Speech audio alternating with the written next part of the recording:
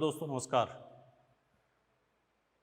Next term पे हमने ये बताया था कि समजातीय श्रेणी के बारे में बात करी थी। फिर हमने समजातीय श्रेणी को बताया था, फिर उसके बाद से हमने हेडिंग डाल दी थी नामकरण। तो नामकरण में हमने कहा था कि नाम 3 प्रकार से होंगे: सामान्य नाम, व्युत्पन्न नाम और आयुपीसी नाम। तो नामकरण जो हमने बताया, नामकरण 3 तरीके से नाम लिखा जाता है किसी भी कंपाउंड का, 3 तरीके से: सामान्य नाम,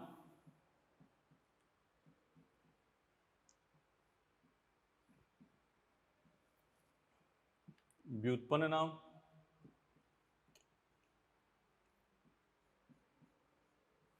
और तीसरा है आयुपीसी नाम। पहले तीनों में अंतर समझते हैं। सामान्य नाम, यह नामकरण की सबसे पुरानी पद्धति है। और जनरली एक बात यह है कि सामान्य नाम और व्युत्पन्न नाम हम हर कंपाउंड का नहीं लिख सकते। समझे बात को? सामान्य नाम, व्युत्पन्न नाम हर कंपाउंड का हम नहीं लिख सकते। आयुपीसी नाम हम सबका लिखेंगे। तो इसको जितना बताया जाए, हम कोशिश करेंगे कि एनसीईआरटी के सामान्य नाम सभी हो जाए, उसके बाद से और व्युत्पन्न नाम एनसीईआरटी के जो भी हैं वो हो जाए।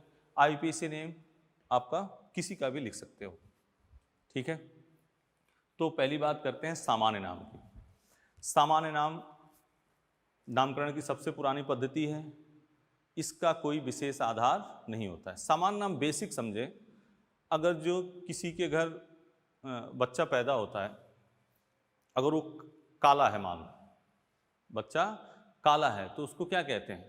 कालू, प्यार से कहते हैं। दूसरा कोई कहता है तो लड़ाई कर लेते हैं, लेकिन अपने घर में उसको क्या कहते हैं? कालू। कोई व्यक्ति है, मोटा है, तो उसको क्या कहते हैं? मोटू। कोई लंबा है तो लंबू, छोटा है तो नाटू, छोटू, ऐसे कहते हैं। मतलब इसका सिस्टमेटिक कोई आधार नहीं है, लेकिन यह संरचना, खोजकर्ता, डिस्कवरर, किसी ने किसी की खोज की, जैसे ग्रिग्नार्ड रिएजेंट है, RMGX है, इसकी खोज की ग्रिग्नार्ड ने, तो इसका नाम क्या रख दिया? Grignard reagent. समझ गए बात? नेम ऑफ डिस्कवरर, इसके आधार पर इसका नाम लिखा जाता है। बात समझ गए? तो सामान्य नाम किसी की संरचना के आधार पर, खोजकर्ता के आधार पर, गुण के आधार पर। जैसे ग्लूकोज है, क्या है? ग्लूकोज। अब ग्लूकोज की खोज ग्रीक वर्ड में हुई, तो वहां पे कोई अच्छा लगता है, मीठा लगता है, तो उसको कहते हैं कि व्हाट ए ग्लाइकस। तो ग्लाइकस से ही क्या हो गया? ग्लूकोज। अगर ये अपने भारतवर्ष में होता, ग्लूकोज की खोज हुई होती, तो ग्लूकोज को ग्लूकोज नहीं, क्या कह देते? चीनी, गुड़, शक्कर, जो भी है उसका नाम दे देते। बात समझ गए? तो ये खोजकर्ता के आधार पर सामान्य नाम लिखा जाता है, या संरचना या प्रॉपर्टी, इनके आधार पर इसका नाम लिखा जाता है। अभी हम लिखवाएंगे सिस्टमेटिक। व्युत्पन्न नाम की बात करते हैं। व्युत्पन्न नाम ये पैतृक नाम पर आधारित है। इसका भी सीधे समझे तो सचिन तेंदुलकर को आप जानते होंगे, जिसे गुजरात में, महाराष्ट्र में, अब तो लोग अपने राजस्थान में यहाँ भी इस बातों को करते हैं।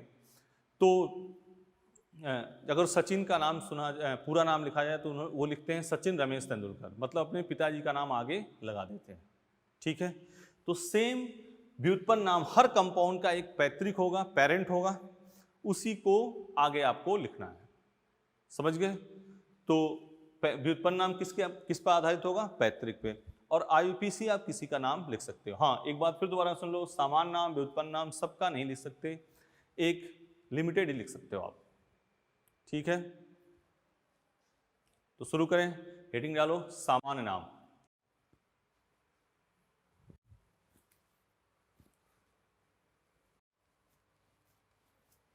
कॉमन नेम, सामान्य नाम।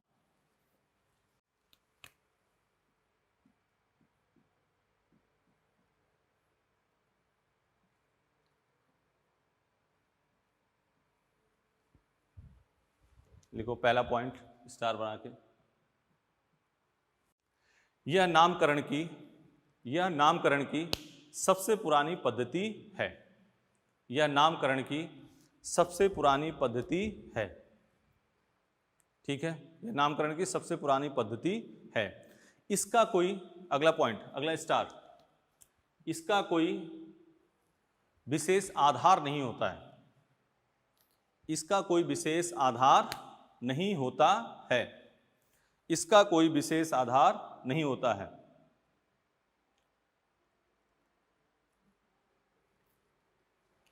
सामान्य नाम, अगला पॉइंट, स्टार नंबर 3, सामान्य नाम प्रॉपर्टी मतलब गुण, कॉमा खोजकर्ता, सामान्य नाम गुण, कॉमा खोजकर्ता, कॉमा संरचना आदि पर आधारित होती है। सामान्य नाम गुण, कॉमा खोजकर्ता, कॉमा संरचना आदि पर आधारित होती है। जैसे एग्जाम्पल RMGX, RMGX की खोज ग्रिग्नार्ड ने की थी, ग्रिग्नार्ड ने की थी, इसलिए इसे ग्रिग्नार्ड रिएजेंट कहते हैं। जैसे RMGX की खोज ग्रिग्नार्ड ने की थी, इसलिए इसे क्या कहते हैं, ग्रिग्नार्ड रिएजेंट। R2ZN, इसकी खोज किसने की थी, फ्रैंक लैंड, इसलिए इसे क्या कहते हैं, फ्रैंकलैंड रिएजेंट, इसे क्या कहते हैं, फ्रैंकलैंड रिएजेंट। ठीक है, ओके, सही है। अब आ जाओ नेक्स्ट, चलें आगे।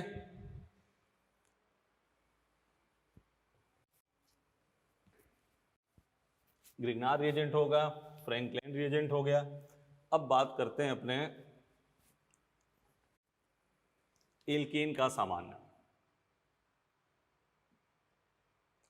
एल्केन का सामान्य नाम।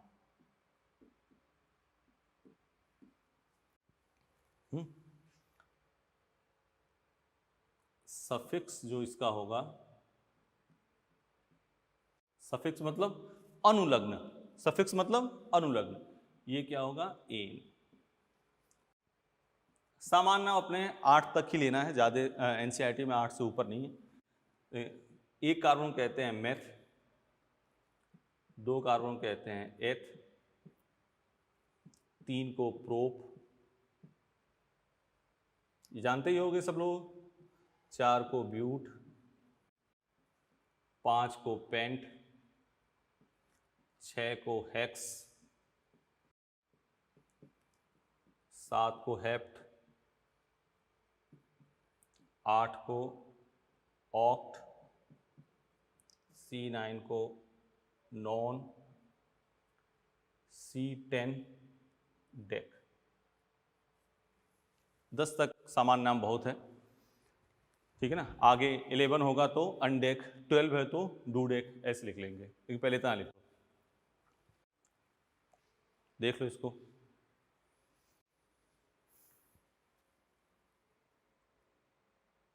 देख लिया, मिटाएं,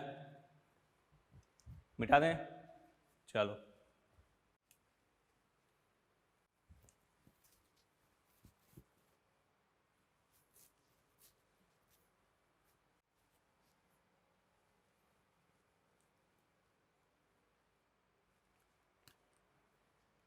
एल्केन का नाम, पहला अनब्रांच एल्केन, अन, देखो पहले लिख लो आप, यह 2 प्रकार का होता है, यह 2 प्रकार का होता है। पहला अनब्रांच एल्केन और दूसरा है ब्रांच्ड एल्केन। हिंदी में अशाखित एल्केन, हिंदी में लिखना अशाखित एल्केन, हिंदी में अशाखित एल्केन, और दूसरा शाखित एल्केन, अशाखित एल्केन, दूसरा शाखित एल्केन। अनब्रांच एल्केन, अशाखित एल्केन, ब्रांच एल्केन, शाखित एल्केन। हेडिंग डालो, अशाखित एल्केन, हिंदी बोल दे रहे हैं हम, आप लिख लेना अशाखित एल्कीन, ठीक है, अशाखित एल्कीन। तो अशाखित एल्केन के लिए लिखो, अशाखित एल्केन के लिए पूर्व लग्न, पूर्व लग्न प्रीफिक्स स्मॉल एन का प्रयोग करते हैं। एन मतलब होता है नॉर्मल। अशाखित एल्केन के लिए पूर्व लग्न स्मॉल एन का प्रयोग करते हैं। अशाखित एल्केन के लिए पूर्व लग्न स्मॉल एन का प्रयोग करते हैं, ठीक है। जैसे एग्जाम्पल देख लो, CH3 CH2 CH2 CH3। तो इसका हम कॉमन नेम देखना, अगर तो पहले क्या लगा दोगे, N। देख लो भाई N। अब गिनो कितने कार्बन है, 1 2 3 4, क्या हो गया, ब्यूट। सही है। सफिक्स क्या लगाओगे, एन, तो N ब्यूटेन, ठीक है। स्मॉल n लिखा, आगे ब्यूट लिखा, आगे क्या कर दिया, एन। मान लो ये होता CH3 CH2 CH2 CH2 CH3, ठीक है। पहले क्या लिखोगे, N, ठीक। कितने कार्बन है इसमें, 1 2 3 4 5, क्या लिखा, पेंट। लिखा था ना, C1 को मैथ, C2 को एथ, C3 को प्रोप, C4 को ब्यूट, C5 को क्या लिखेंगे, पेंट। लिख दिया। अब आगे क्या लगाओगे, एन। बोलो भाई, सही है। तो एन ब्यूटेन एन पेंटेन हो गया। मिटा दे रहे हैं इसको।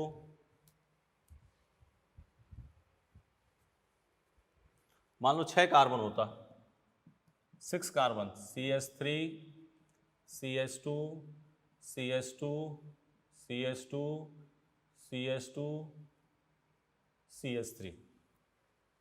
पहले क्या लगाओगे बेटा, N। बिल्कुल सही, कॉमन नेम लिख रहे हैं हम। क्या नाम, कौन सा नाम लिख रहे हैं, कौन सा नाम लिख रहे हैं, कॉमन नेम। IUPAC नहीं लिख रहे हैं कि पेंटेन ब्यूटेन हेक्सेन लिख दोगे। अगर जो केवल N नहीं लगाया तो ये कौन सा नाम हो जाएगा, IUPAC। तो कॉमन नेम तो अपने को सीखना है। कितने कार्बन है, 1 2 3 4 5 6, N हेक्सेन। बोलो भाई, सही है, ठीक। अब लिखो, मिटा दें, इधर मिटा देते हैं, उधर लिख लो।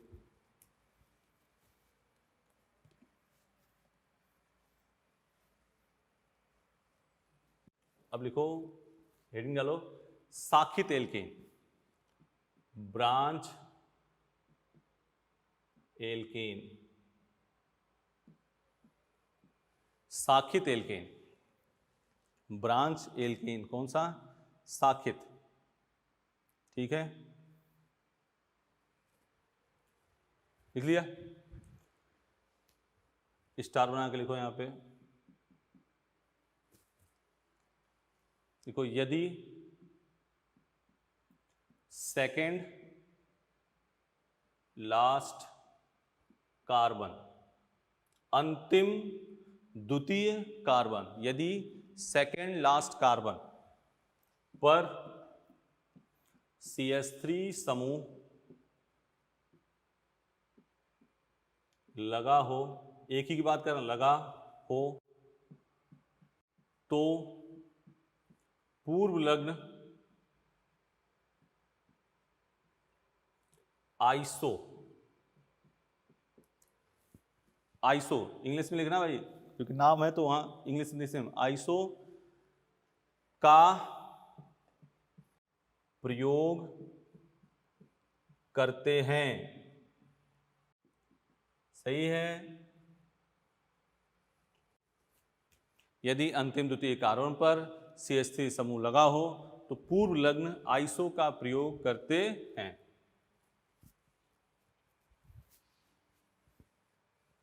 आइसो का प्रयोग करते हैं, सही है। देखो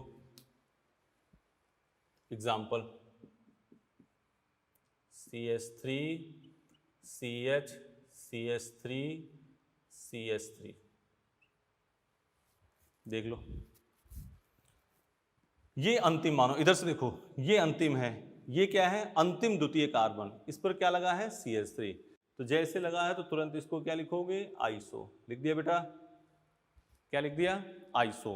अब देखो कितने कार्बन है, 1 2 3 4, 4 कार्बन के लिए क्या यूज करते हैं, ब्यूट। तो यहां क्या हो गया, ब्यूट, आगे क्या जोड़ दोगे, एन, आइसो ब्यूटेन। यहां से क्या निकाल दिया, H, CH3 CH CH3 CH2। अगर यहां से H निकाल दिया तो ये हो गया आइसो ब्यूटाइल। अरे एक सिंपल सी बात देखो, CH4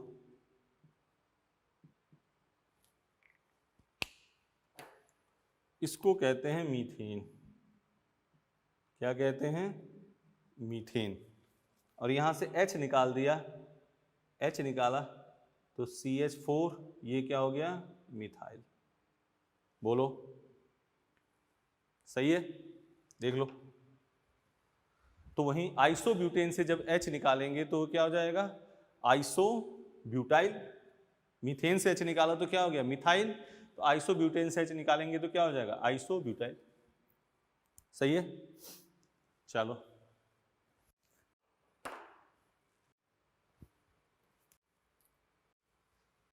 अगला एग्जाम्पल लेते हैं, इसको तब तक आप लिख लो।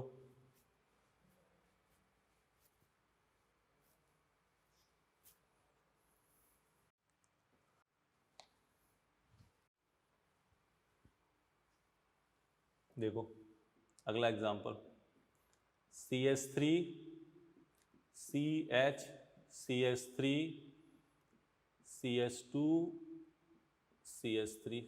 ठीक है, सही है। और यही हम क्या कर रहे हैं, -H निकाल रहे हैं।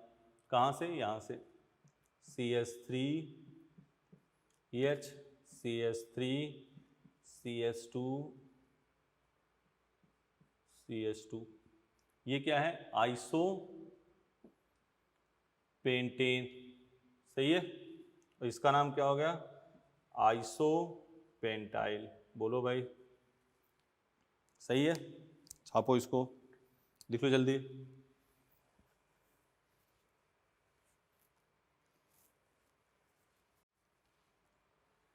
ठीक है ना, आइसोपेंटेन आइसोपेंटाइल, आइसोब्यूटेन H निकाल दिया तो क्या हो गया, आइसोब्यूटाइल। मिटा दें, चलो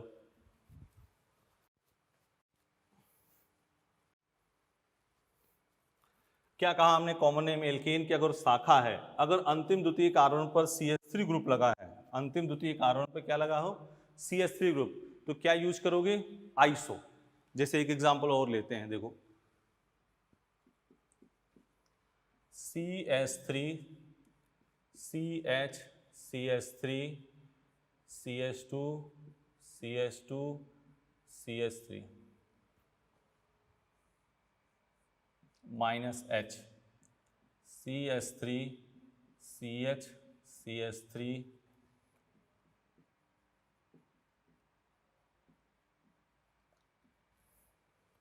आइसो हेक्सेन।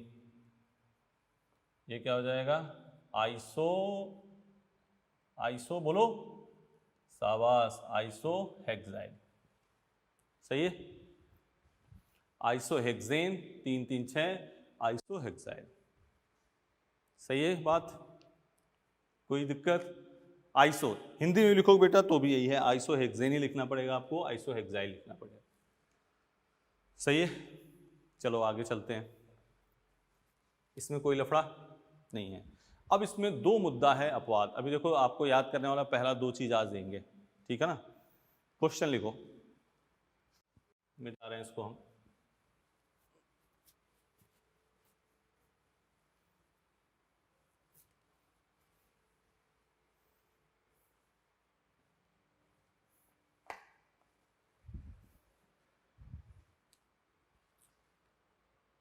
लिखो आइसो ऑक्टेन की, क्वेश्चन लिखो आइसोऑक्टेन की संरचना लिखो।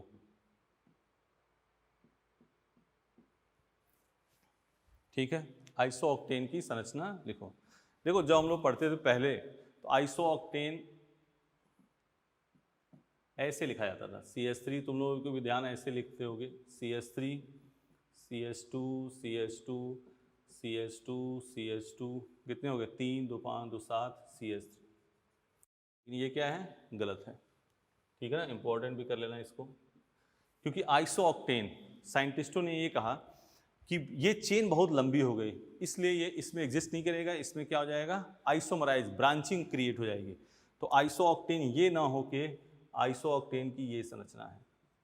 ये आपको याद रखना है भाई, बहुत इंपॉर्टेंट है, कई बार इसमें पूछा गया है काम। CH3 इसमें 1 डिग्री 2 डिग्री 3 डिग्री कुछ भी पूछ सकता है। तो ये है आइसोऑक्टेन की स्ट्रक्चर, ऐसे ब्लॉक करके इसको लिख लो, 3 1 4 1 5 3 8। ठीक है ना, ये आइसोऑक्टेन की संरचना होगी।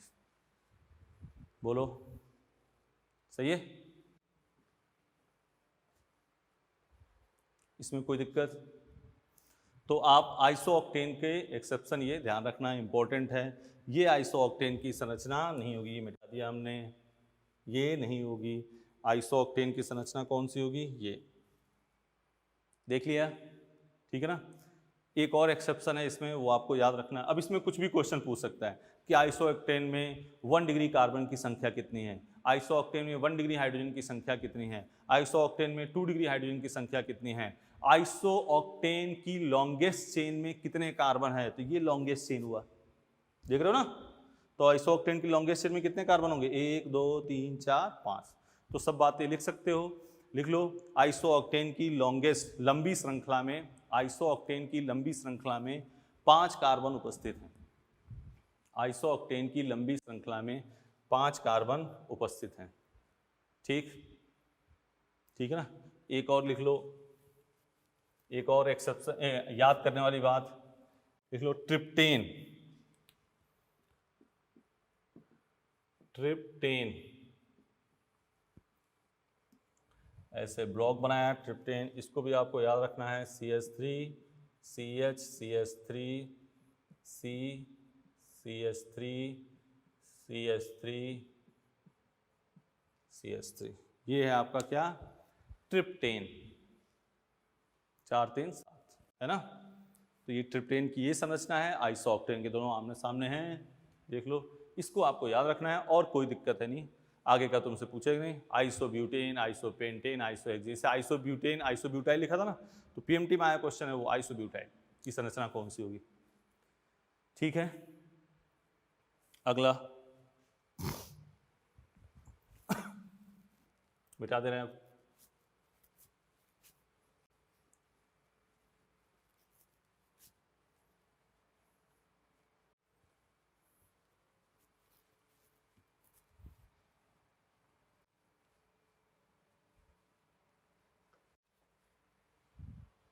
अगला लिखो नोट करके,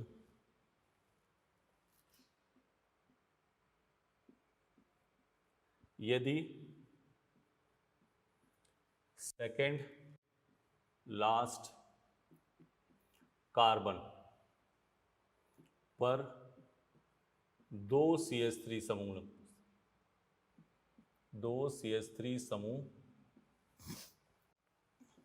प्रेजेंट हो तो पूर्व लग्न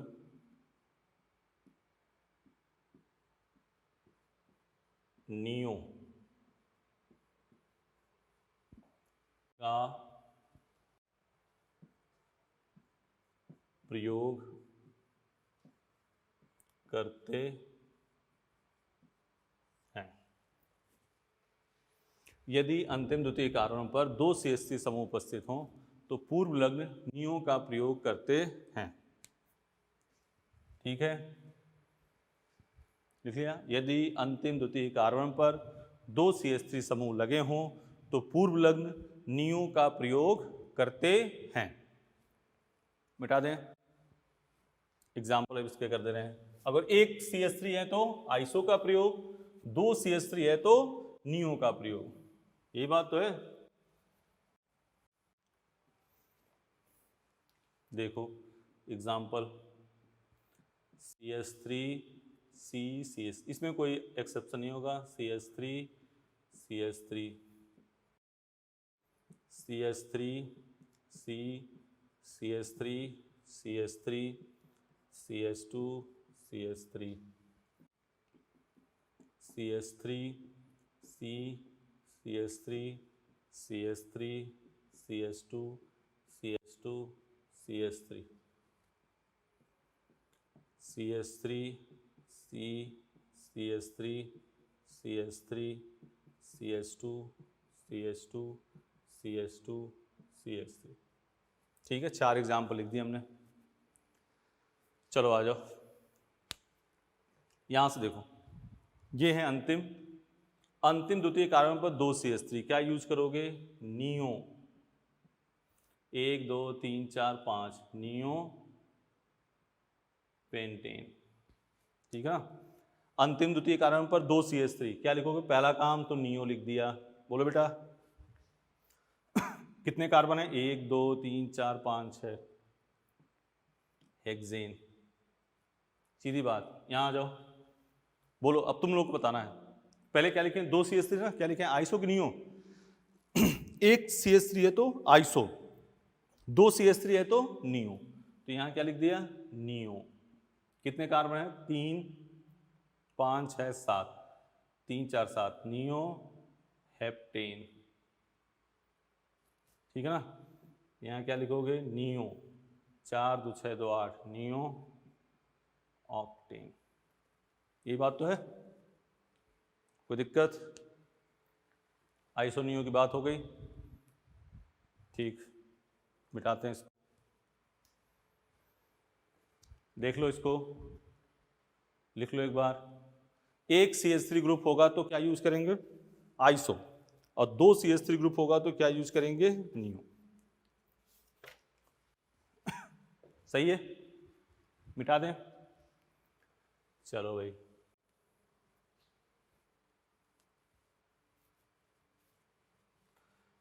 अब हेडिंग डालो। आप क्या करो? हेडिंग डालो। ऐसे यौगिक का सामान्य नाम, ऐसे यौगिक का सामान्य नाम जिसके क्रियात्मक समूह में कार्बन उपस्थित है।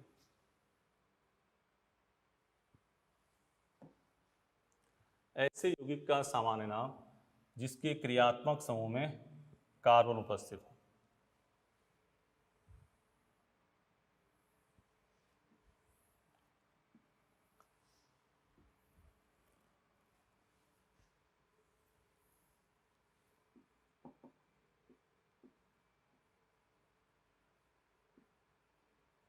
यौगिक सफिक्स अनुलग्न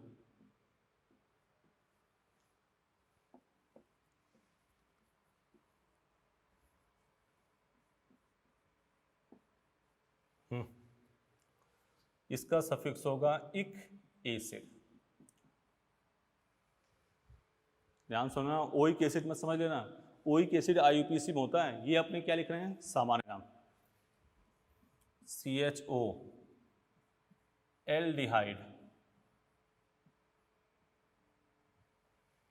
ठीक है। CONH2 amide.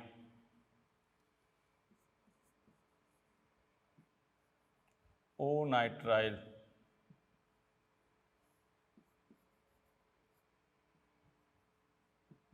O iso nitrile. ठीक है।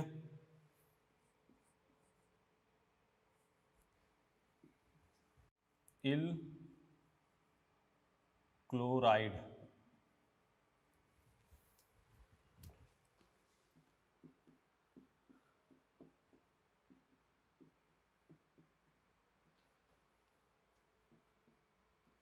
इक एनहाइड्राइड।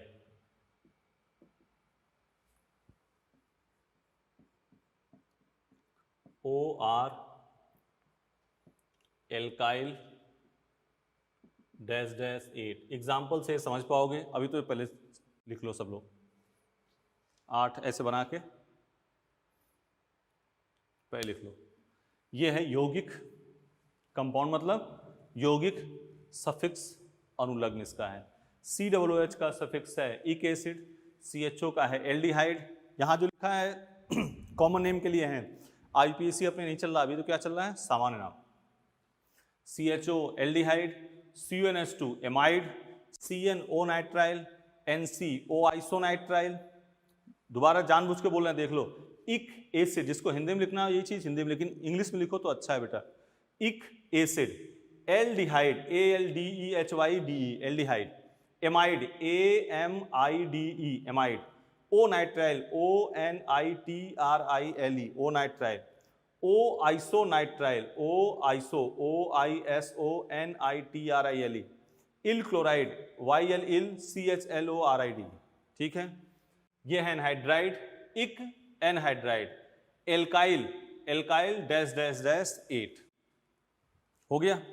अब ये तो हम आज नहीं मिटाएंगे, इसी के जब तक आगे प्रैक्टिस, इसके एग्जाम्पल लेंगे कल। ठीक है, तो ये मिटा दे, पहुंच गए, लिख लिया पहले, देख लो।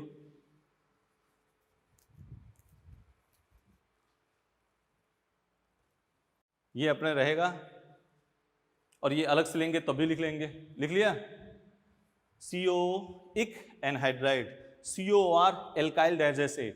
ये नहीं, ऐसे कैसे लिखा है सर आपने, तो ये अभी आपको एग्जाम्पल आएगा तो समझ में आ जाएगा नेक्स्ट क्लास में।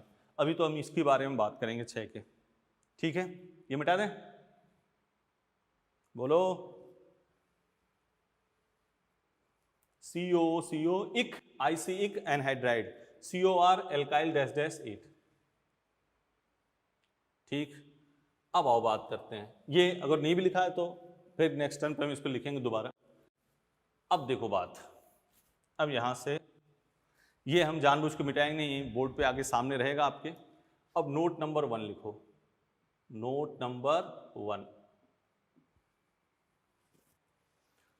लिखो। यदि कार्बनिक यौगिक में, लिखो साथ लिखो, यदि कार्बनिक यौगिक में, यदि कार्बनिक यौगिक में एक कार्बन उपस्थित हो,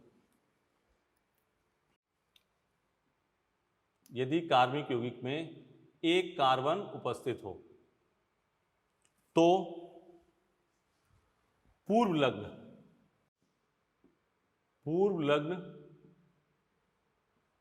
फॉर्म का प्रयोग करते हैं, FORM। यदि कार्बनिक यौगिक में एक कार्बन उपस्थित हो तो पूर्व लग्न फॉर्म का प्रयोग करते हैं। ठीक, अब ये एग्जाम्पल देखो, HCOOH।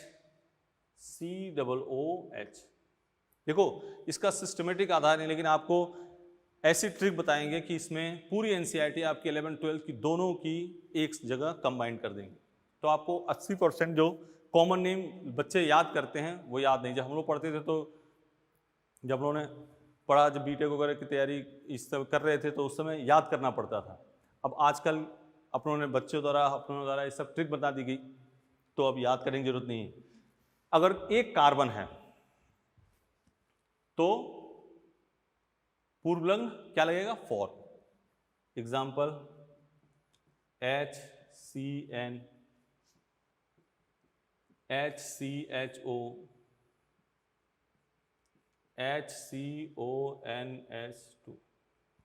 ठीक है, तो कितने कार्बन हैं, एक कार्बन है, तो पूर्व लग्न क्या यूज करोगे, फॉर्म। COH का सफिक्स क्या है, इक, तो फॉर्मिक एसिड। ठीक है ना। HCN कितने कार्बन है, एक, फॉर्म। CN का सफिक्स क्या है, देखो यहां पे, देखो जानबूझ के हमने इसीलिए नहीं मिटाया, यहां सफिक्स क्या है, अनुलग्न। पहले तो पूर्व लग्न, एक कार्बन है तो पूर्व लग्न क्या लिख दिया, फॉर्म लिख दिया, आगे क्या जोड़ दिया, सफिक्स, सिंपल सी बात है, फॉर्म। CN का सफिक्स देखो क्या है, ओ नाइट्राइल। सही है, खुद बताओ कितने कार्बन है इसमें, देखो एक है, तो क्या लिखोगे? फॉर्म। सही है। अब CHO का सफिक्स एल्डिहाइड, तो आगे क्या चिपका दोगे? एल्डिहाइड। देखो कितने कार्बन? एक। फॉर्म। CnH2 का सफिक्स कहाँ है? यहाँ। तो CnH2 का सफिक्स क्या होगा? एमाइड। Form amide. बोलो बेटा, क्लियर कट बात। सही है। अब लिखो, लिख लिया? Formic acid, formonitrile, formaldehyde, form amide. Note number लिखो 2। Note number 2। यदि कार्बनिक यौगिक में दो कार्बन उपस्थित हो, यदि कार्बनिक यौगिक में दो कार्बन उपस्थित हो, यदि कार्बनिक यौगिक में दो कार्बन उपस्थित हो, तो पूर्व लग्न एसिड, तो पूर्व लग्न एसिड का प्रयोग करते हैं। इसको मिटा दे रहे हैं। यदि कार्बनिक यौगिक में दो कार्बन है, तो यहां लिख दिया, देखो एसिड, हिंदी में लिखना तो एसिड, ACET। यदि कार्बनिक यौगिक में दो कार्बन है तो पूर्व लग्न एसिड का प्रयोग करते हैं। ठीक है, एग्जाम्पल में बात करते हैं। CH3COOH, CH3CHO, CH3CN,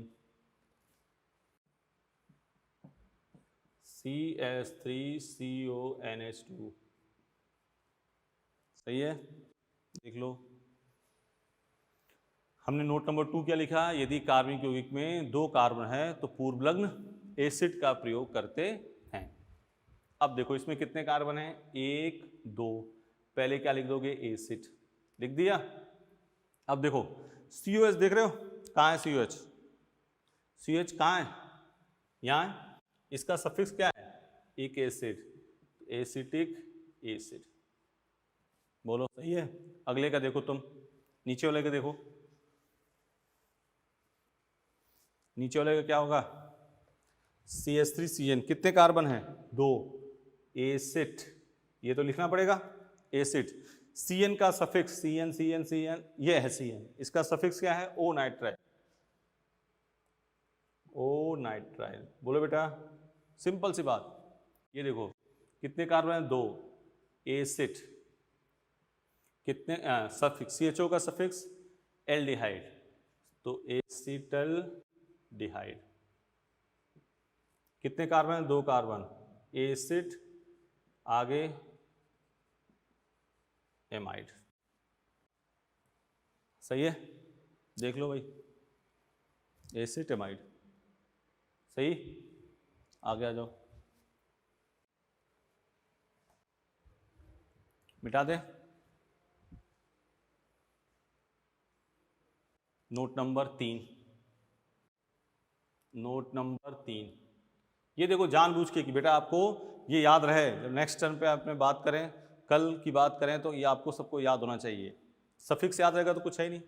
note number 3 देखो, यदि कार्बनिक यौगिक में, पहले लिख लेना, लिख लिया ना, देख लो। Acetic acid, acetonitrile, acetaldehyde, acetamide. बोले नोट नंबर 3, यदि कार्बनिक यौगिक में 3 कार्बन उपस्थित हो, यदि कार्बनिक यौगिक में 3 कार्बन उपस्थित हो, यदि कार्बनिक यौगिक में 3 कार्बन उपस्थित हो, तो पूर्व लग्न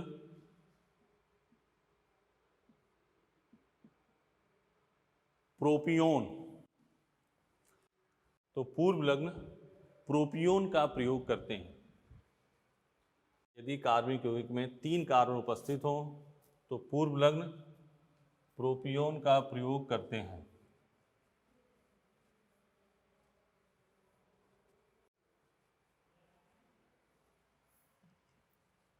यदि कार्बनिक यौगिक में 3 कार्बन उपस्थित हो तो पूर्व लग्न प्रोपियोन का प्रयोग करते हैं। जैसे एग्जाम्पल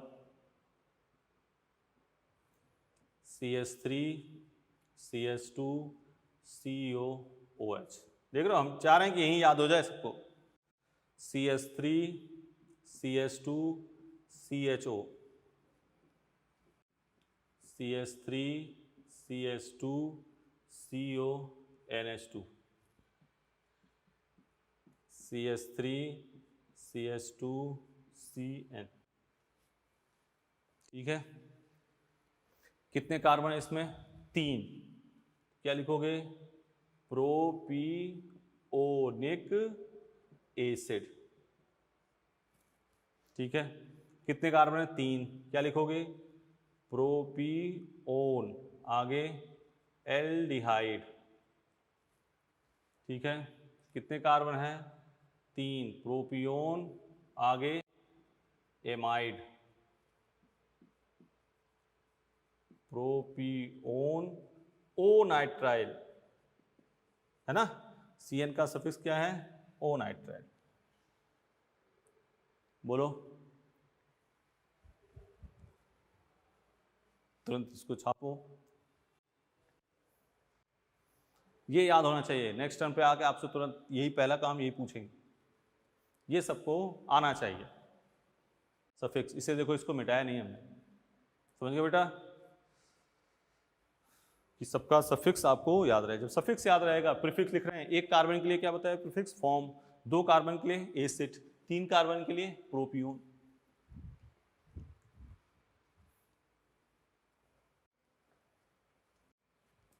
ठीक है, मिटाएं? चलो, नोट नंबर लिखो 4।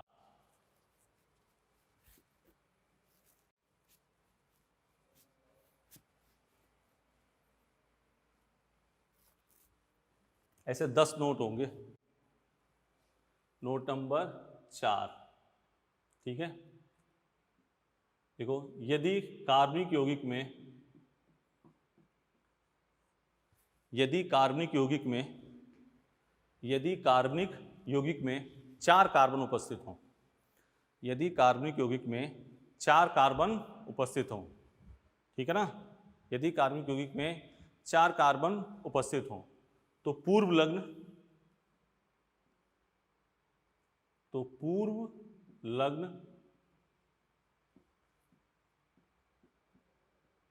ब्यूटायर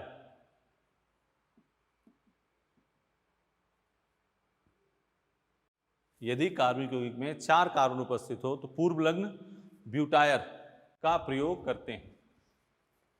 ठीक, देख लो भाई, CH3 CH2 CH2 COOH, CH3 CH2 CH2 CN। ठीक है, अब देखो इसमें कितने कार्बन है? 4, 1 2 3 4। तो ये क्या हो गया? ब्यूटायर। CH का सफिक्स क्या होगा? इक एसिड, ब्यूटायरिक एसिड। ठीक है ना। आप गिन लो इसमें कितने कार्बन है? 1 2 3 4। ब्यूटायर ओ नाइट्राइल, ब्यूटायर ओ नाइट्राइल, सही है। तो हमने कहा एक तो ये चीज आपको याद रखनी है, 6, 2 हमने मिटा दिया है, उसको फिर लेंगे आगे एग्जाम्पल में। नोट नंबर 1 कहा, यदि कार्बनिक यौगिक में 1 कार्बन है तो पूर्व लग्न क्या यूज करेंगे? फॉर्म। बोलो, यदि कार्बनिक यौगिक में 1 कार्बन है तो पूर्व लग्न फॉर्म, 2 कार्बन है तो एसिड, 3 कार्बन है तो प्रोपियोन, 4 कार्बन है तो ब्यूटायर। ब्यूटायर, ब्यूटाइल मत देखना, ब्यूटायर यही लिखना है जो हमने लिखा है, ब्यूटायर। ये याद रहेगा सफिक्स, 4 प्रीफिक्स। नोट नंबर लिखो 5। नोट नंबर 5 देखो, नोट नंबर 5, यदि कार्बनिक यौगिक में नोट नंबर 5, लिखा। यदि कार्बनिक यौगिक में 5 कार्बन हो तो पूर्व लग्न पेंटायर या वेलर, वेलर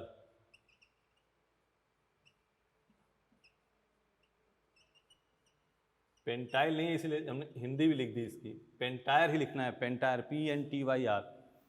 तो पूर्व लग्न पेंटायर या वेलर का प्रयोग करते हैं।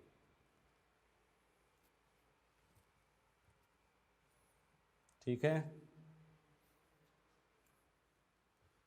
यदि कार्बनिक यौगिक में 5 कार्बन है तो पूर्व लग्न पेंटायर या वेलर का प्रयोग करते हैं। Example CH3 CH2 CH2 CH2 COOH, CH3 CH2 CH2 CH2 CHO। ठीक है ना, देखो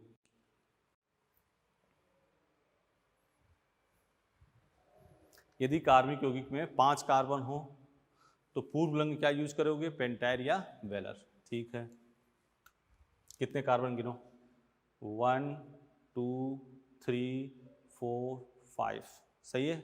तो क्या लिखोगे, पेंटायर। COH का सफिक्स क्या है, एक एसिड, पेंटायरिक एसिड।